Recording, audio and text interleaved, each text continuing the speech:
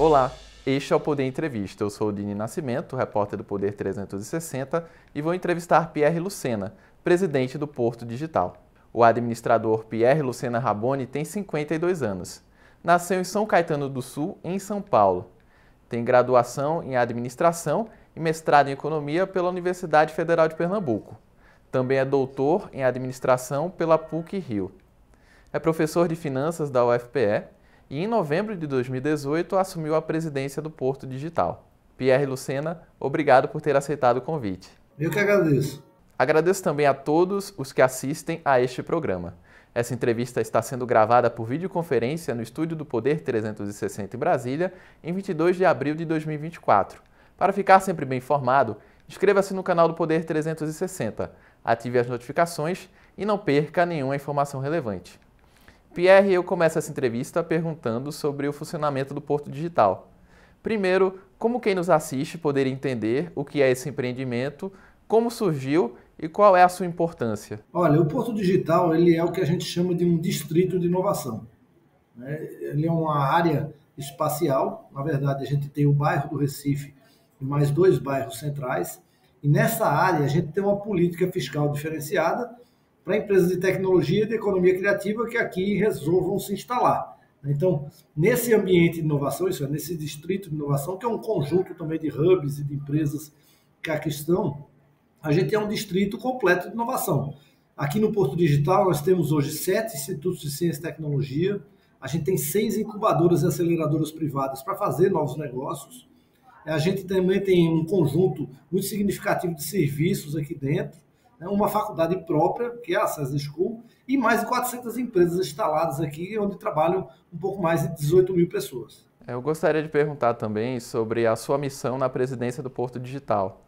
Qual é o seu principal objetivo à frente desse parque tecnológico? Olha, eu cheguei aqui no final de 2018 com o objetivo de dobrar o tamanho do Porto Digital até 2026, né? Mas a gente já triplicou o tamanho, né, assim, desse espaço, desse distrito aqui. Mas a grande missão do Porto Digital hoje, eu diria que é transformar a cidade do Recife num ambiente melhor para as pessoas que aqui moram, né? Então, o Porto Digital, a gente tinha ali 9.500 pessoas, hoje passou de 18 mil, mas a grande aspiração nossa, estratégica, é ter 50, 60 mil pessoas trabalhando aqui no Porto Digital daqui 20 ou 30 anos, né? A gente sabe que se a gente tem numa cidade de 1,5 milhão de habitantes, 50 mil pessoas trabalhando com tecnologia, com um salário bem superior ao restante das outras atividades, a gente consegue mudar a cidade, né? Recife é uma cidade majoritariamente pobre, né, onde a gente tem um cinturão de baixa renda muito significativo, e a única chance que a gente tem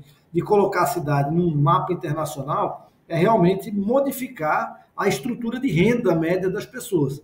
E a forma que a gente tem hoje de fazer isso é através da inclusão produtiva nos diversos programas que a gente tem, né, de educação de ciência e tecnologia, que é a forma que a gente conhece de melhorar uma cidade. E quais iniciativas o senhor poderia destacar nesse momento dentro do Porto Digital? Olha, hoje o que a gente tem trabalhado muito, a gente trabalha com 3 eixos aqui digamos assim, 3 eixos de funcionamento. O primeiro deles é um eixo de negócios de empreendedorismo. Então, o Porto Digital é basicamente uma grande plataforma de novos negócios empreendedores e de atração de negócios já existentes. Então, mas nós somos um parque muito diversificado. Então, aqui tem desde a principal empresa de cibersegurança do Brasil, que é a Tempest, fundada aqui dentro, aqui no Recife, até a Neurotech, que é uma das principais empresas de inteligência artificial. Agora, a coisa mais relevante que a gente produz do ponto de vista de negócios, porque nós somos um parque exclusivamente de software, é através do embarque de tecnologias dentro das coisas. Como, por exemplo, a parte mobile. A gente não produz nenhum smartphone como esse, mas qualquer smartphone do Brasil tem uma tecnologia produzida aqui na cidade do Recife. Então, a gente tem essa rede de negócios para produzir coisas relevantes do ponto de vista de inovação. O segundo eixo de trabalho é o eixo do território, porque como nós somos um distrito de inovação, nós não atuamos como prefeitura, porque o Porto Digital é privado, né? Ele não faz parte do governo, a gente é uma entidade sem fins lucrativos, então a gente ajuda a cuidar do território. Então, por exemplo, o bairro do Recife seria certamente a Cracolândia da cidade, se a gente não tivesse se instalado aqui há 23 anos, né? Então, a gente deu dinamicidade a esse território, a gente restaurou vários prédios aqui, né? Ajudou a restaurar muitos outros através da iniciativa privada, da chegada de novos negócios. E o terceiro ponto, que para a gente é muito importante hoje, é a questão da formação, né? Capital humano é o que faz com que as cidades ganhem o jogo na área de inovação. Então, Recife hoje se destaca por alguns números muito significativos. Recife é a cidade brasileira com a maior quantidade de PhDs em ciência da computação. A gente tem mais do que São Paulo no número absoluto. A gente é a cidade brasileira que tem a maior quantidade per capita de alunos de tecnologia, quase 2 vezes o tamanho de Porto Alegre, que é a segunda. Então, a gente tem se preparado muito para esse momento, né? Então, e dentro dessa preparação, como você bem falou, uma delas é um programa chamado Embarque Digital, que é um programa muito significativo que nós temos em parceria com a Prefeitura da cidade do Recife, onde a gente está formando jovens que vêm da escola pública, num número muito significativo. Só para você ter uma ideia, a gente tem colocado 600 novos alunos de graduação por ano em cursos que o Porto Digital faz com universidades parceiras, como a Universidade Católica, por exemplo, né? Aliás, em Brasília, onde você está, a gente tem parceria com a Universidade Católica de Brasília também. Então, a gente passou a cuidar da formação, né? Esse programa que eu disse a você, o Embarque Digital, ele é um programa de bolsa nesses cursos que nós fazemos com as universidades, onde, com recurso da Prefeitura do Recife, a gente paga a bolsa integral desses alunos que vêm da escola pública, né? Então, e numa escala muito grande, como eu disse, 600 novos alunos. Veja, eu falei, Recife é a cidade brasileira que tem a maior quantidade per capita de alunos de tecnologia. Só que em 2020, quando você soma todos os cursos, a gente só formou 505 pessoas. Então, significa o seguinte, dos 600 novos alunos por ano, se formar 500, a gente está dobrando o número de formados. E esse programa que eu te falei, só para ter uma ideia do impacto dele, né? 88% dos alunos têm uma renda familiar total de até 3 salários mínimos apenas. 55% sequer tem internet ou computador em casa. 69% são negros ou pardos. Então, nesse programa, significa o seguinte, se a gente dobrar o número de formados na cidade no prazo de 3 anos, que possivelmente a gente já vai conseguir, a gente está dobrando o número de formados com alunos que vieram e vêm da periferia da cidade do Recife. Então, se você passar aqui pelo Porto Digital daqui a 10 anos, você vai ver uma configuração demográfica completamente diferente, onde a periferia do Recife vai estar ocupando as vagas de trabalho ali nessa área, que é uma área muito promissora. Na verdade, não é nem promissora, ela já é uma realidade de empregabilidade no mundo todo. Quais ações estão programadas para esse ano? Há parcerias próximas de serem concretizadas também ou não? Olha, tem. O Embarque Digital é uma parceria que já tem ali 3 anos, né? É o principal projeto da história do Porto Digital. Mas a gente está, nesse momento, restaurando um prédio que se chama NERD. NERD quer dizer Núcleo de Empreendedorismo e Residência Digital.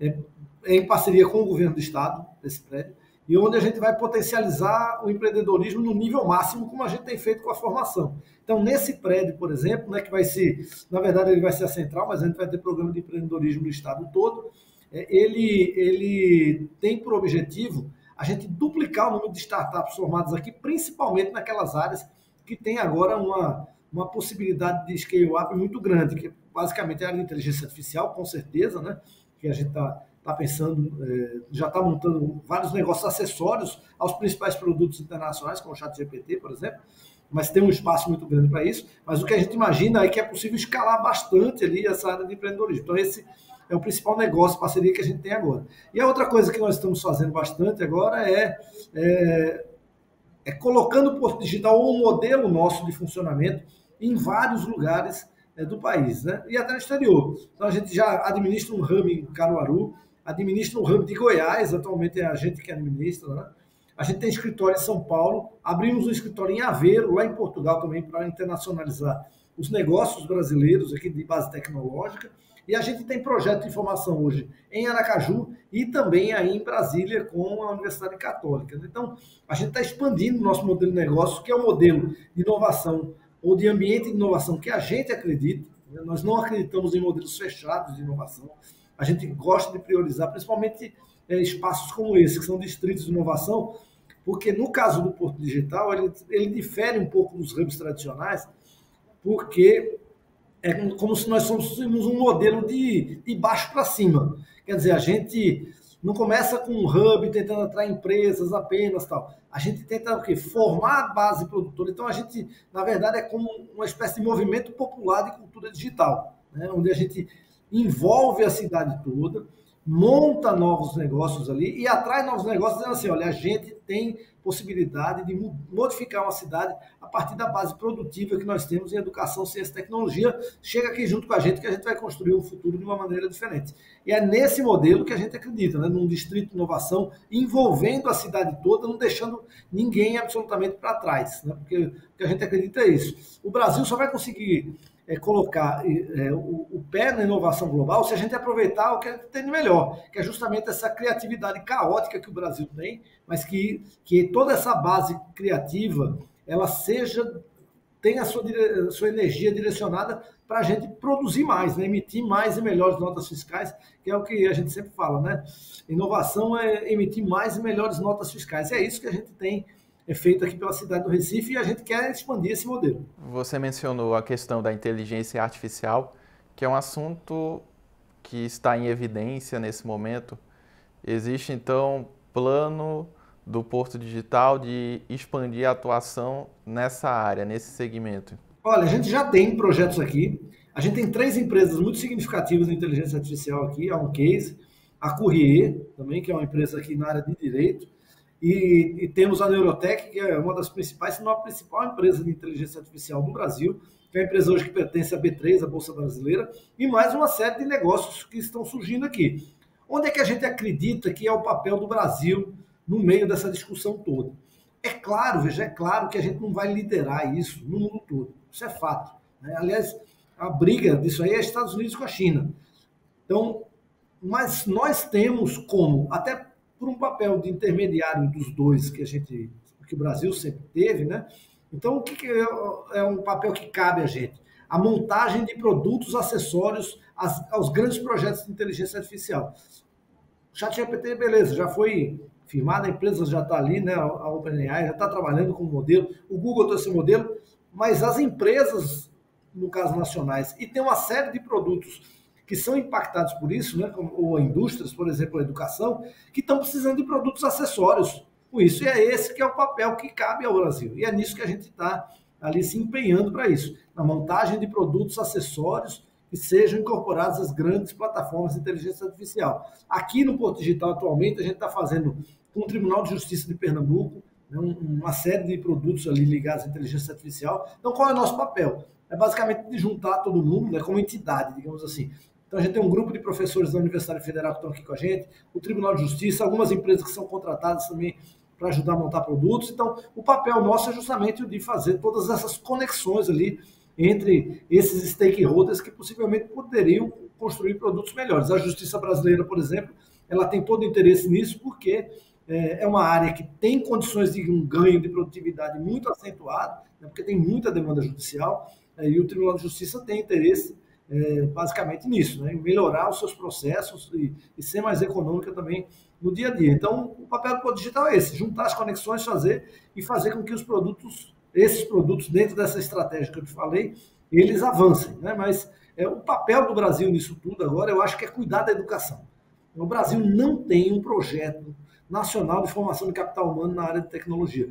A gente faz aqui no Recife o dever de casa nosso, o embarque digital, mas eu acho que o Brasil precisa fazer isso, né? Porque atualmente, a gente está perdendo muita oportunidade que a gente poderia, na verdade, estar se escalando para isso. O Brasil tem 1/3 dos jovens desempregados hoje até 27 anos. Então, a gente precisa dar conta dessa juventude e uma das formas que a gente tem é fazendo projetos educacionais, né, que possam modificar a realidade de todo mundo. E eu não estou falando de um projeto pequeno ali, um projeto piloto, a gente precisa ter um projeto nacional de formação. Esse é o grande problema. A gente forma muita gente em áreas que não tem mais empregabilidade, isso acontece muito no Brasil, né? E por outro lado, áreas que têm empregabilidade alta, a gente forma muito pouca gente. O caso de computação é o caso mais dramático. O Brasil todo só formou nos cursos presenciais, no ano de 2020, 2021, em torno de 29 mil pessoas para 80, 100 mil novas vagas que vão surgindo. Tem outros lugares, por exemplo, como a Índia, que os alunos aprendem a programar, em Portugal também não é diferente, desde o primeiro ano do ensino fundamental. Então, você modifica, na verdade, a educação a partir do momento em que você insere computação na estrutura, né, de aprendizagem nacional, mas o Brasil está fora desse jogo porque a gente simplesmente vai perdendo as oportunidades que a gente tem. A gente tivemos algumas oportunidades, o FIES, obviamente, é a mais conhecida delas, mas teve o Reúne, teve outras, onde a gente expandiu a base, foi ótimo, mas a gente expandiu em muitas áreas que não tem mais empregabilidade. Direito é o caso mais clássico. Eu disse, Léo, enquanto o Brasil formou 29 mil pessoas em todos os cursos somados de tecnologia, direito sozinho formou mais de 120 mil pessoas. Então, a gente precisa começar a direcionar nossos esforços como a China fez lá atrás. Então, como os Estados Unidos fizeram a vida toda. Então, a gente precisa aprender a direcionar, porque recurso para educação é escasso e educação não custa barato. Né? Agora, se a gente se organiza, pega a nossa base produtiva. O Brasil tem uma coisa muito importante, a gente tem uma rede de universidades, essas research universities, né, universidades de pesquisa como as americanas, incrível. Poucos países têm essa base de estrutura universitária que a gente tem. Agora a gente precisa aproveitá-las da melhor forma possível para a gente realmente, para isso sair na ponta, né? Para que os jovens se empreguem, para que a gente tenha um país melhor, que a gente se coloque no jogo global da inovação, porque o trem está passando agora, mas ainda dá tempo de subir nele. Agora a gente precisa realmente transformar nossa base educacional de uma forma muito consistente e muito rápida, porque não adianta fazer isso daqui a 10 anos. Daqui a 10 anos o jogo vai ser outro, não vai ser o jogo da inteligência artificial já estabelecida e já com programas. A gente tem que entrar dentro desse jogo e a hora é agora. Então, na sua visão, um FIES direcionado à tecnologia de informação, por exemplo, seria um direcionamento mais adequado? Olha, nesse momento não tem outra forma.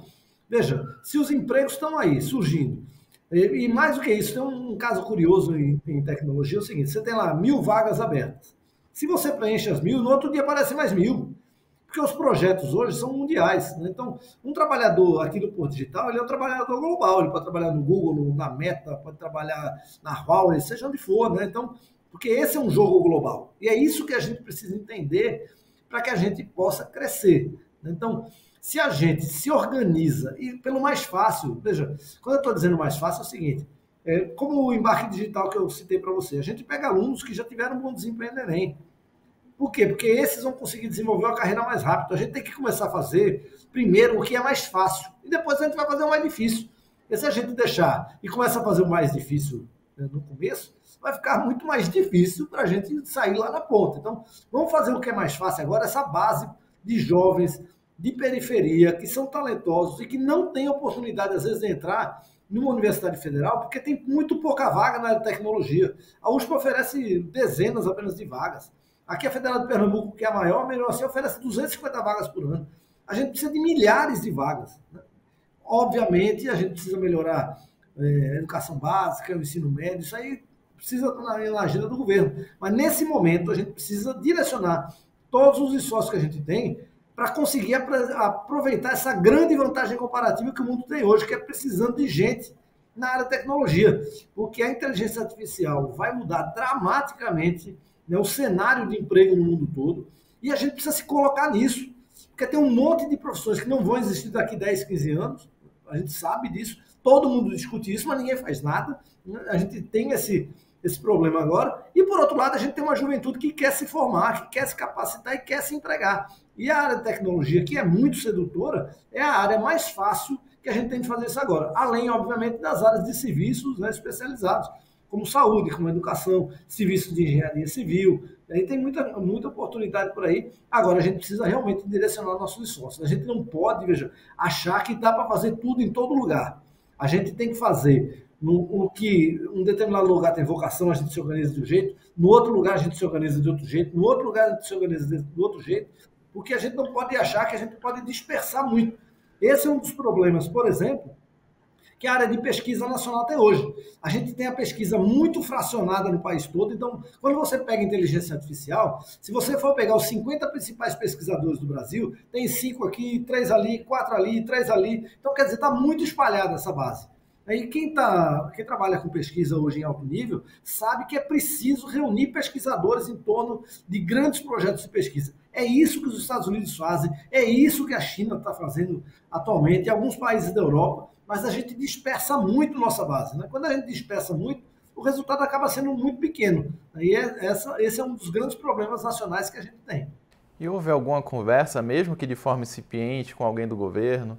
Por exemplo, a ministra Luciana Santos, que é pernambucana, de Ciência e Tecnologia, ou Camilo Santana, ministro da Educação. Alguém desses ministérios já teve alguma conversa com algum representante do Porto Digital? Já. A Luciana foi conselheira já do Porto Digital, ela conhece bem desde a fundação, né? A gente tem conversado muito com ela, ela sabe dessa necessidade, ela levou, inclusive, para o ministro da Educação o programa Embarque Digital, mas a gente precisa avançar, como disse, em muitas áreas. Só que o Brasil precisa ter uma estratégia nacional. Esse é um dos problemas. E um dos problemas pelos quais a gente deixa de ter estratégias nacionais é porque tem muita coisa que é para daqui 50 anos, mas que precisa começar a fazer agora. A gente não pode achar que a gente vai resolver todos os problemas em mandatos, que não vai. Mas se você chega e sai resolvendo as coisas aos poucos, no seu tempo, a gente consegue. Agora, isso precisa ter uma grande estratégia nacional. A gente sabe que a base de formação, mas principalmente a base de ciência e tecnologia, foi muito desestruturada desde 2016, quando o Estado brasileiro praticamente perdeu sua capacidade de investimento. Então, isso ficou muito evidente, né? O empreendedorismo nacional sofreu muito. A gente está vendo agora uma retomada muito grande, né? A gente tem visto, né, recuperação de orçamento, começa por aí. Mas eu acho que a gente vai precisar dar um passo além agora. Né? Eu tenho conversado com a ministra e ela está muito ciente disso. Luciana é uma pessoa muito experiente, né? Então isso ajuda bastante. Ela montou um time de gente muito conhecida no setor, inclusive um ex-diretor nosso, secretário nacional de inovação do Ministério. Mas a gente está precisando de uma estratégia nacional e colocar, na verdade, recursos para isso. Veja, o investimento, grande parte do investimento de pesquisa nacional, ele é colocado em folha salarial de professores quando você tem a redução de carga horária. Então, um professor que dá 4 disciplinas nas universidades, ele passa a dar 2 com pesquisa. Metade desse salário, teoricamente, é recurso de pesquisa também. Mas, como eu falei, como a gente fraciona tudo isso, a gente tem muito impacto no final chegando lá através de valor agregado, seja de patentes, propriedade intelectual ou mesmo na indústria nacional. A gente tem esse problema que a gente precisa cuidar daqui para frente. Não adianta expandir a base de IFs para o Brasil todo, não vai adiantar fazer isso se a gente não pensar como é que a gente vai chegar lá na outra ponta. A gente vai resolver o problema, vai formar mais gente, mas a gente precisa gerar mais valor agregado. Isso que eu tenho me preocupado bastante, que a base nacional se expandiu de pessoas, de formados, isso é evidente e foi muito positivo para a gente ter esse cenário agora de discussão, mas a gente precisa dar um passo para frente agora, que é, obviamente, melhorar a educação básica, do ensino básico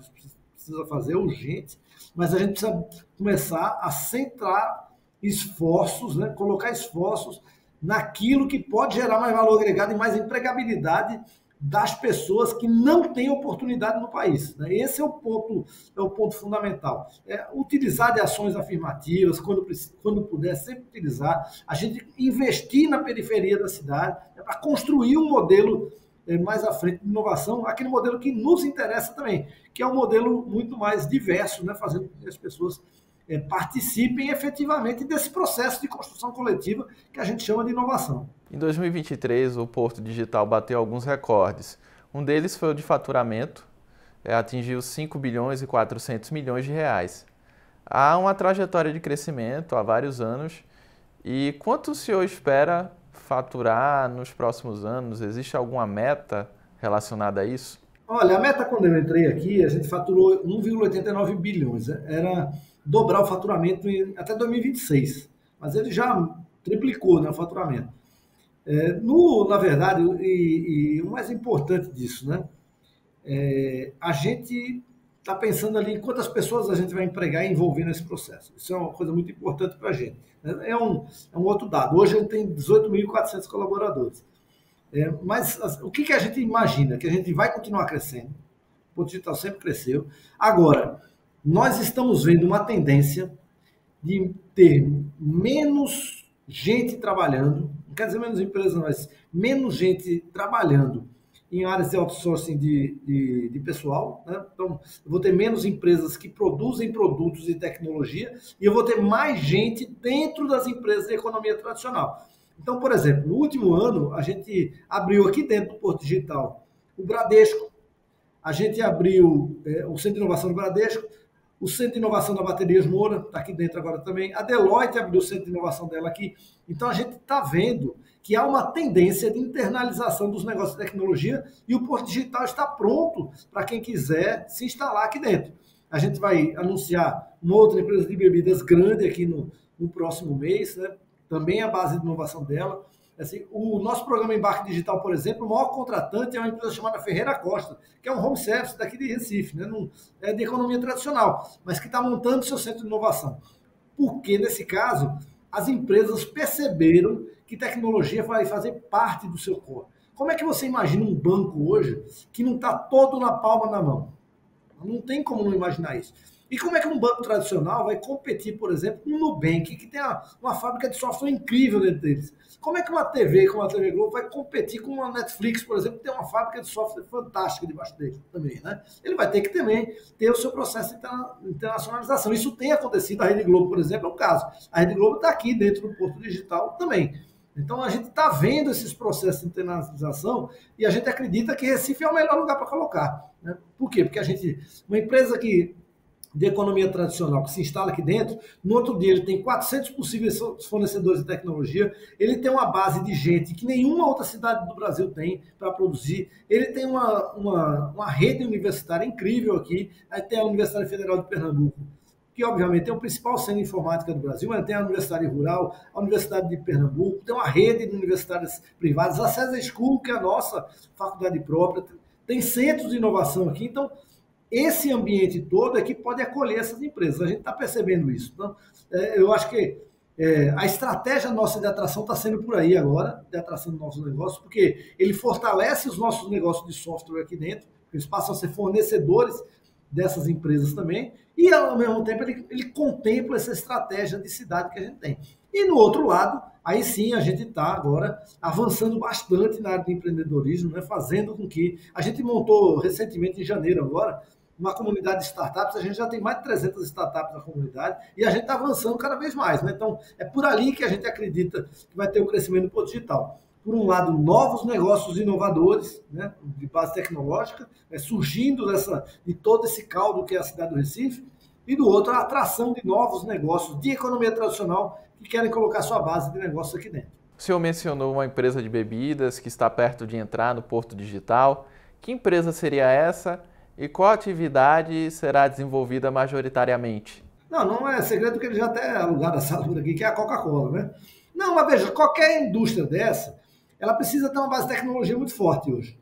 Então, é por ali que a gente acredita que vai crescer. Né? Então, quando eu falo de uma Coca-Cola, é igual o caso do Bradesco, por exemplo. Né? Então, você tem o Bradesco montando um centro de inovação aqui que vai chegar ali, que quer chegar a 300 pessoas esse ano, 600 no ano que vem.